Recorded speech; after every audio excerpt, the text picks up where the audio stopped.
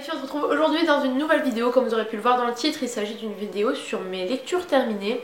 Ça fait pas mal de temps que je dois faire cette vidéo et que je ne la fais pas. Et je me suis dit qu'aujourd'hui il fallait absolument que je vous la fasse. Donc j'ai 7 livres à vous présenter et on va commencer tout de suite. La première lecture que je vais vous présenter, donc c'est Le Pays des Contes, le sortilège perdu, le tome 1 de Christophe Colfer chez les éditions Michel Lafon. J'ai complètement adoré ce livre. On va suivre donc Alex et Connor qui sont deux jeunes enfants ils ont perdu leur papa qui leur lisait très régulièrement le livre qui s'appelle Le Pays des Contes. Et leur papa étant décédé, leur grand-mère va leur donner ce livre et ils vont se retrouver à l'intérieur de ce livre. Ils vont retrouver en fait tous leurs personnages préférés de leur conte, mais d'une autre façon et voilà, c'est vraiment très bien écrit. Pour les adeptes de série, il s'agit de Kurt D'Angly, c'est donc l'auteur de ce livre. Et je trouve très bien écrit, je trouve que vraiment ça nous replonge un petit peu dans les contes de fées. C'est un livre jeunesse, mais voilà, je trouve que c'est très plaisant. Il y a encore 2 autres tomes il me semble, et dès que je les lirai je vous en ferai une petite revue également. Le deuxième livre dont je vais vous parler, c'est Fix on You de Laureline Page, le tome 1 chez les éditions Hugo Roman. Et donc c'est une new romance. Dans cette new romance, donc on va suivre Aelena et Hudson qui vont se rencontrer. Et j'ai un petit blocage parce que c'est toujours le même début, enfin le même commencement.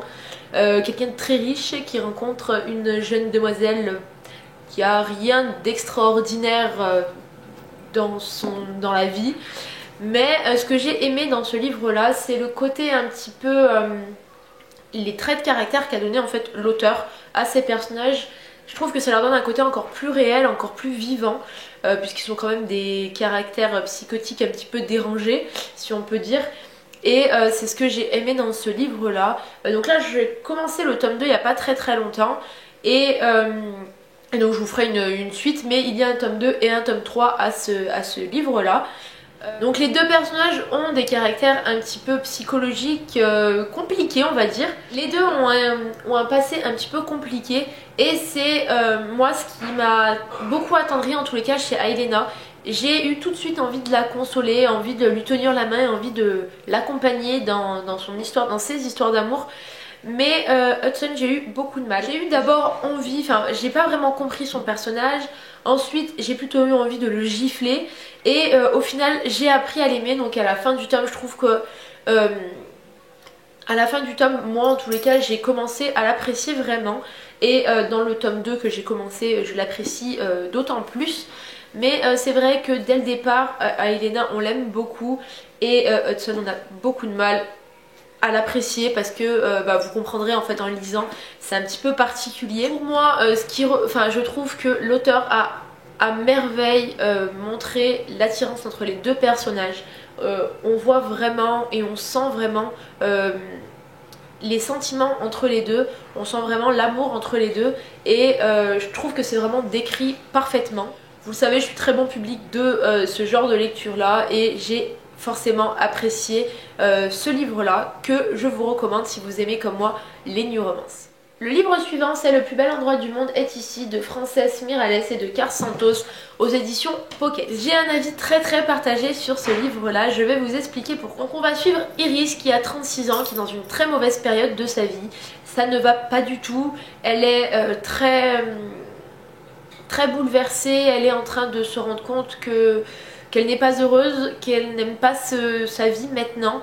Et un jour elle va se retrouver face à un café qui s'appelle Le plus bel endroit du monde est ici, et ça va un petit peu l'intriguer. Elle va rencontrer donc dans ce café un jeune homme qui s'appelle Lucas et elle va pendant 6 jours retourner dans ce café et découvrir des choses mystérieuses et différentes à chaque fois. Donc comme je vous disais, ce livre pour moi est quelque chose de très étrange. Je trouve que la première partie, pendant les 6 jours où Iris va aller dans ce café et découvrir cet aspect un petit peu magique, très captivant de ce café, je trouve que c'est vraiment très bien écrit, très bien imaginé. Tout ça pour que Iris prenne en main son futur et abandonne son passé. Je trouve que c'est vraiment génial. ça laisse à réfléchir également pour nous en tant que lecteurs et je trouve que c'est vraiment très intéressant. Je me suis demandé comment les auteurs allaient nous amener à une fin pour ce livre là et j'avoue que j'ai été un petit peu même voire beaucoup déçue par la fin de l'histoire puisque dans la deuxième partie on abandonne tout ce côté magique un petit peu installé lors de la première partie et on se concentre sur quelque chose de plus réel, même si on a certains aspects de la première partie qui restent encore inexpliqués dans la deuxième partie. Je trouve que c'est vraiment dommage d'avoir abandonné toute cette partie un petit peu magique, un petit peu surnaturelle, qui pour moi en tout cas m'a fait aimer cette histoire. Ce livre donne de l'espoir et il laisse vraiment à réfléchir. À la fin de la lecture, on est vraiment amené à réfléchir sur notre vie à nous, sur nos sentiments et sur le lâcher prise dont Iris doit faire part dans ce livre là. Donc c'est une très bonne lecture que je conseille si on a envie d'une lecture un petit peu pétillante, un petit peu fraîche, sans prise de tête. C'est vraiment un très bon livre de ce côté là, mais pour moi là la deuxième partie aurait dû être plus en phase avec la première. C'est mon avis personnel. On a de très belles citations qui nous amènent également à réfléchir. L'histoire est très courte, elle fait, que je vous dise pas de bêtises, 180 pages, 186 pages.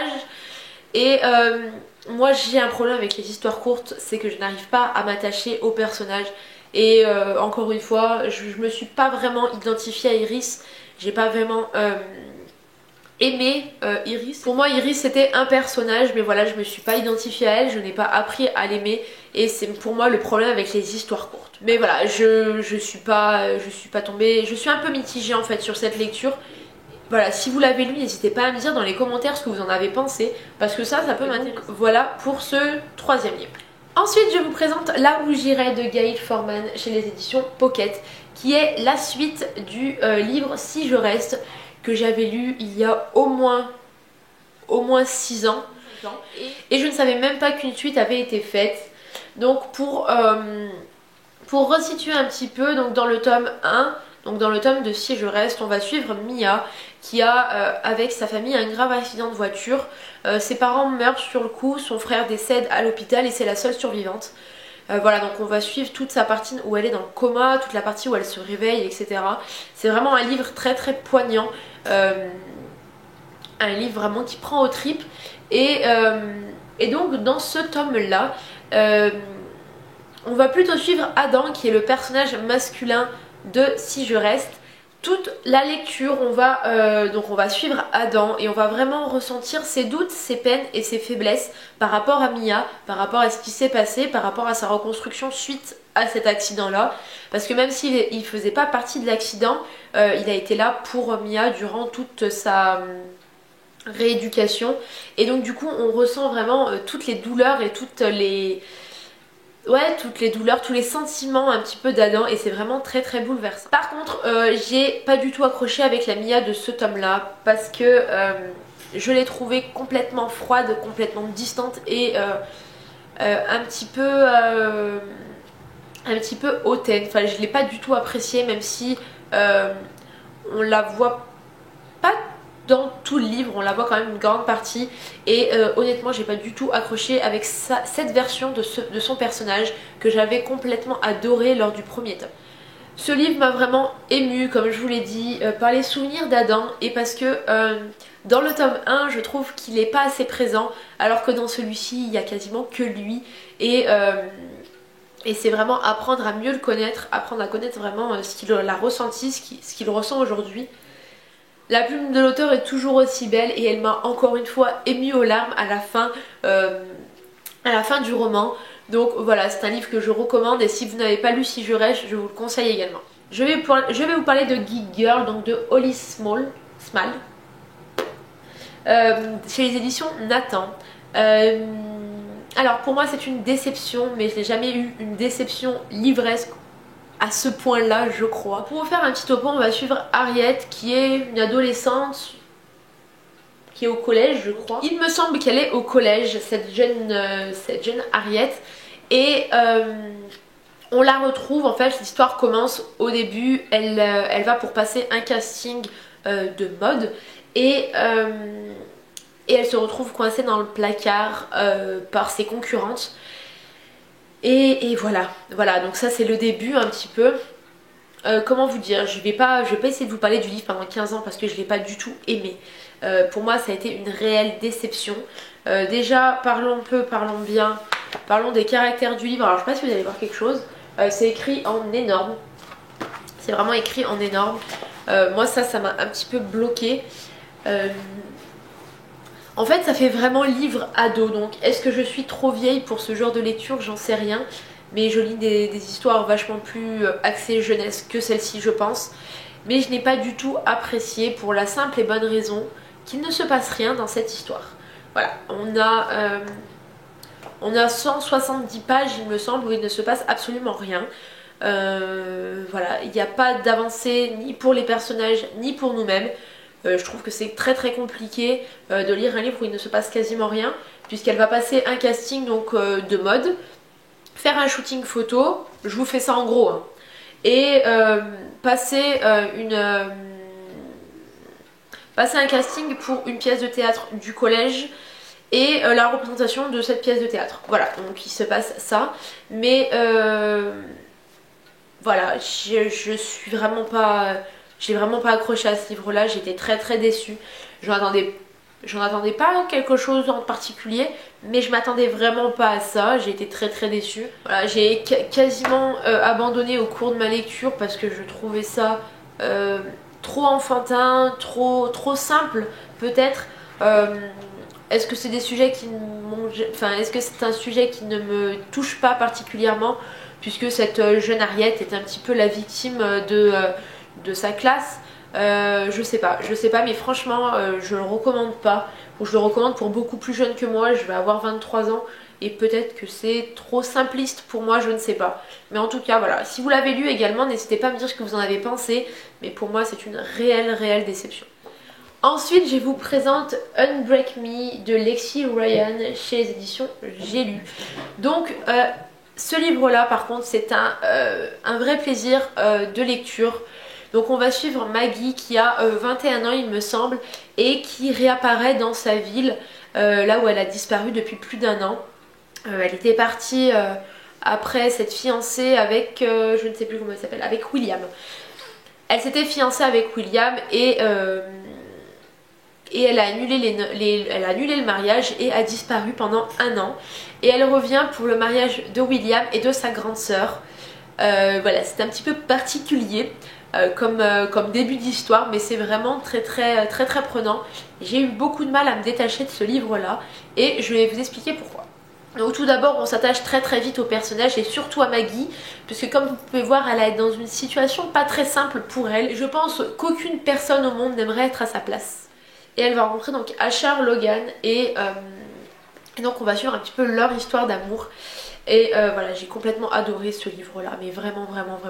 Les personnages sont vraiment poignants, la plume la plume de l'auteur est vraiment géniale. Cependant, pour moi, la fin est trop rapide. La fin est trop rapide parce que en fait quand je me suis intéressée à cette histoire, j'ai vu qu'il y avait plusieurs tomes, il y en avait 3 il me semble, et je m'attendais à une histoire sur 3 tomes. Sauf que j'ai appris par la suite que les 2 tomes d'après ne concernent pas les mêmes protagonistes. Voilà.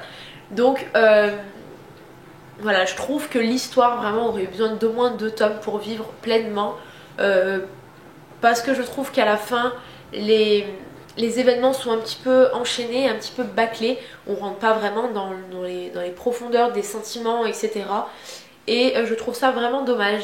Je trouve ça vraiment dommage parce que ce sont des personnages auxquels on s'attache très vite. Et voilà, on n'a pas le temps de respirer entre tout ce qui leur arrive, parce que ça arrive tellement vite que ça s'enchaîne et ça s'enchaîne et ça s'enchaîne à n'en plus finir. Cependant voilà, c'est une très bonne lecture, je l'ai adorée et je lirai certainement le tome 2 et le tome 3. Je suis quand même très contente de cette lecture là, je suis contente de l'avoir découvert. Et ensuite, ma dernière lecture, ce fut le tome 4 de 50 nuances de Grey, donc la version vue par Grey. Voilà, j'avais besoin de la relire. Tout simplement je pense parce que lors de ma première lecture je m'étais demandé vraiment pourquoi ce livre était sorti. Je vous avais fait une revue complète, je vous la mettrai en barre d'infos si vous voulez aller la voir. Mon avis n'a pas vraiment changé, mais j'avais tellement pas aimé ma lecture que ça ça me chagrinait un petit peu. Donc je me suis relancée en essayant vraiment de mettre de côté toutes les différences sur lesquelles je m'étais vraiment appuyée lors de ma première lecture. J'ai vraiment essayé de me dire que c'était un livre comme un autre et que je ne devais pas le comparer à un autre tome parce que c'était un petit peu ce que j'avais fait lors de ma première lecture et je pense que c'est la raison pour laquelle je ne l'avais pas apprécié. Cependant mon avis reste vraiment le même, il y a beaucoup de petites choses qui changent dans les deux tomes. Dans les deux premiers tomes en fait, et même si on compare le film, ça fait encore 3 versions différentes en abusant un petit peu parce que bon, le rythme reste le même, mais les lieux de rencontre, les lieux de rendez-vous, etc. ne sont pas du tout les mêmes. Il y a certains moments où on a une image par exemple liée au film dans sa robe fourreau prune qui est pas du tout la même dans le tome 1 vu par Anastasia et pas du tout la même dans ce tome là, ce qui fait que ça peut déranger, voilà. Mais cependant j'ai vraiment essayé de me concentrer sur Grace, sur ses sentiments, sur ses ressentis et j'en ai appris beaucoup sur lui. Et je pense que c'est vraiment un tome vraiment incontournable si on est adepte à 50 nuances. On ressent vraiment le conflit à l'intérieur de Christian entre son besoin de dominer et son besoin d'Anna, parce que c'est vraiment ce que ce livre m'a fait ressentir. Et je trouve qu'on le comprend vraiment mieux, lui, sa façon de voir les choses et son conflit entre lui et les autres. Sa relation entre lui et sa mère. On arrive vraiment dans ce livre-là à voir les rêves de Christian, enfin plutôt les cauchemars de Christian, vraiment de qu'est-ce qui compose ces cauchemars, de quoi a-t-il peur. Et je trouve que ce livre c'est vraiment là-dessus qu'il nous éclaire sur Christian et je pense que à toutes les adeptes de 50 nuances qui n'ont pas encore lu ce livre, je vous le conseille fortement pour connaître encore mieux Christian et pour comprendre encore mieux Christian, pour comprendre ce qu'il vit. Et donc voilà pour ce livre-là. Je me suis posé une question et si certaines d'entre vous ont la réponse, n'hésitez pas à me le mettre dans les commentaires. Va-t-il y avoir un tome 2 vu par Christian Grey? Je n'en ai pas entendu parler, mais je me pose quand même la question. Donc n'hésitez pas à me dire si vous avez des informations. Donc voilà pour ce petit topo de mes lectures terminées. J'espère que cette vidéo vous aura plu. N'hésitez pas à me faire partager vos lectures du moment. Et pourquoi pas pour me donner des idées. Parce que pour le moment au niveau lecture je sèche un petit peu. N'hésitez pas à me dire tout ça dans les commentaires. Et puis on se retrouve très très vite pour une nouvelle vidéo. Bisous à tous.